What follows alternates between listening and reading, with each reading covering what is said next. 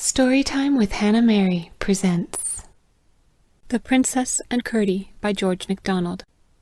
Chapter 27. More Vengeance. As soon as they were gone, Curdie brought the creatures back to the servants' hall, and told them to eat up everything on the table. It was a sight to see them all standing round it, except such as had to get upon it, eating and drinking, each after its fashion, without a smile, or a word, or a glance of fellowship in the act. A very few moments served to make everything eatable vanish, and then Curdie requested them to clean the house, and the page who stood by to assist them. Everyone set about it except Ballbody. He could do nothing at cleaning, for the more he rolled, the more he spread the dirt.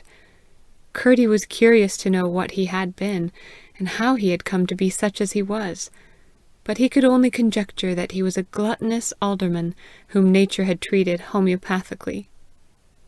And now there was such a cleaning and clearing out of neglected places, such a burying and burning of refuse, such a rinsing of jugs, such a swilling of sinks, and such flushing of drains, as would have delighted the eyes of all true housekeepers and lovers of cleanliness generally. Curdie meantime was with the king, telling him all he had done. They had heard a little noise, but not much, for he had told the avengers to repress outcry as much as possible, and they had seen to it that the more anyone cried out, the more he had to cry out upon, while the patient ones they scarcely hurt at all. Having promised his Majesty and her Royal Highness a good breakfast, Curdie now went to finish the business. The courtiers must be dealt with. A few who were the worst, and the leaders of the rest, must be made examples of. The others should be driven from their beds to the street. He found the chiefs of the conspiracy holding a final consultation in the smaller room off the hall. These were the Lord Chamberlain, the Attorney General, the Master of the Horse, and the King's private secretary. The Lord Chancellor and the rest, as foolish as faithless, were but the tools of these.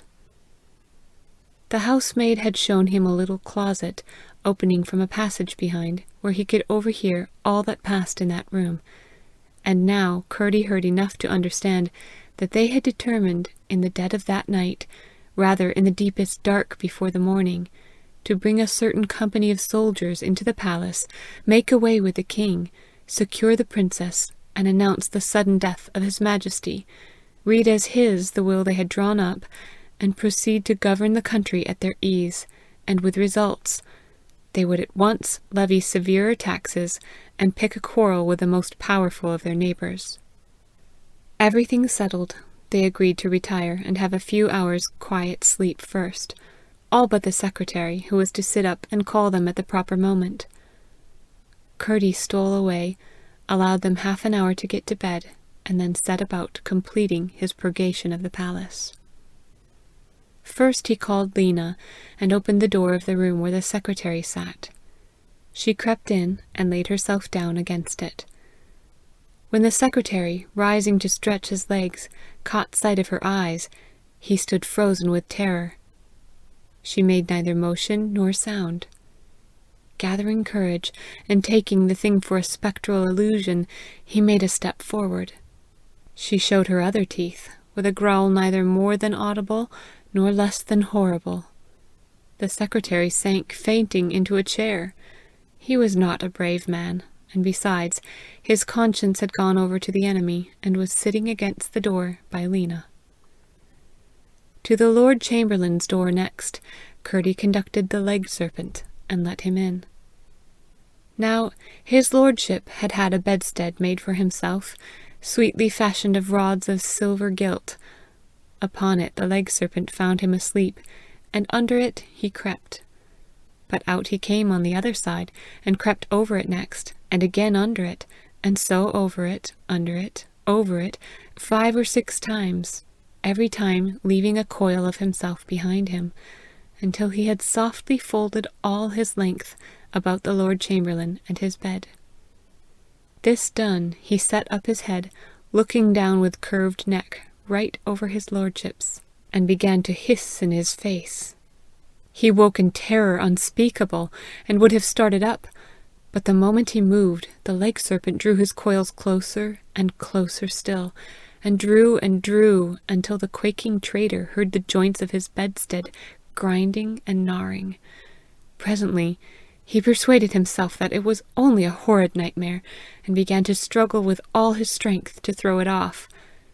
Thereupon the leg serpent gave his hooked nose such a bite that his teeth met through it, but it was hardly thicker than the bowl of a spoon, and then the vulture knew that he was in the grasp of his enemy, the snake, and yielded. As soon as he was quiet, the leg serpent began to untwist and retwist, to uncoil and recoil himself, swinging and swaying, knotting and relaxing himself with strangest curves and convolutions, always, however, leaving at least one coil around his victim. At last he undid himself entirely, and crept from the bed. Then first the Lord Chamberlain discovered that his tormentor had bent and twisted the bedstead, legs and canopy and all, so about him, that he was shut in a silver cage, out of which it was impossible for him to find a way. Once more, thinking his enemy was gone, he began to shout for help, but the instant he opened his mouth, his keeper darted at him and bit him, and after 3 or 4 such essays, with like result, he lay still. The master of the horse Curdie gave in charge to the taper. When the soldier saw him enter, for he was not yet asleep, he sprang from his bed and flew at him with his sword. But the creature's hide was invulnerable to his blows, and he pecked at his legs with his proboscis until he jumped into bed again, groaning, and covered himself up. After which the taper contented himself with now and then paying a visit to his toes. For the Attorney-General, Curdie led to his door a huge spider, about 2 feet long in the body, which, having made an excellent supper, was full of webbing. The Attorney-General had not gone to bed, but sat in a chair asleep before a great mirror. He had been trying the effect of a diamond star which he had that morning taken from the jewel-room. When he woke, he fancied himself paralyzed. Every limb, every finger even, was motionless.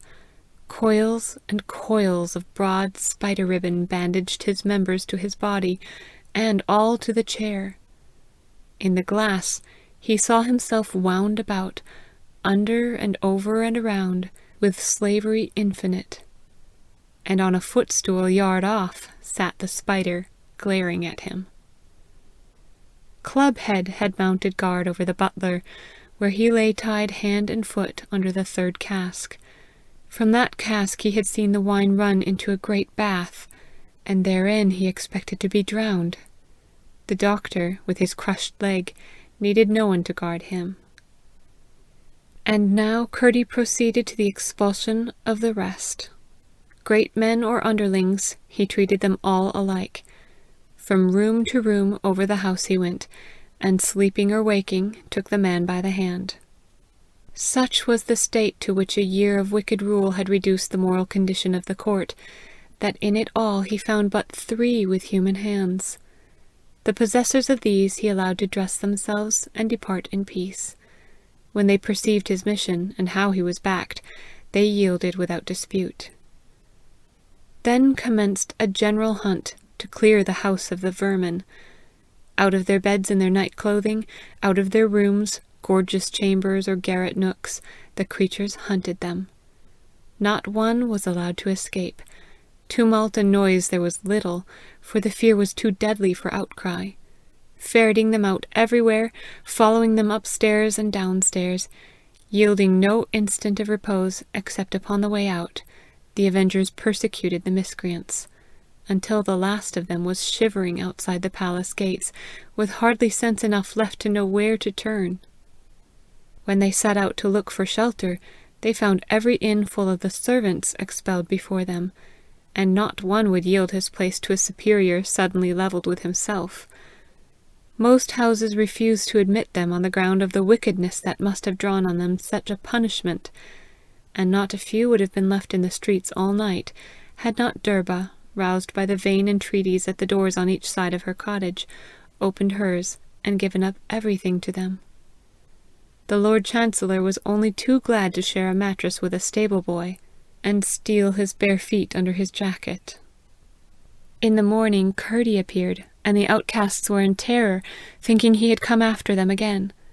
But he took no notice of them. His object was to request Durba to go to the palace. The king required her services. She needed take no trouble about her cottage, he said. The palace was henceforward her home. She was the king's chatelaine over men and maidens of his household, and this very morning she must cook his majesty a nice breakfast. End of chapter 27. Find more stories on Instagram at storytime.with.HannahMary.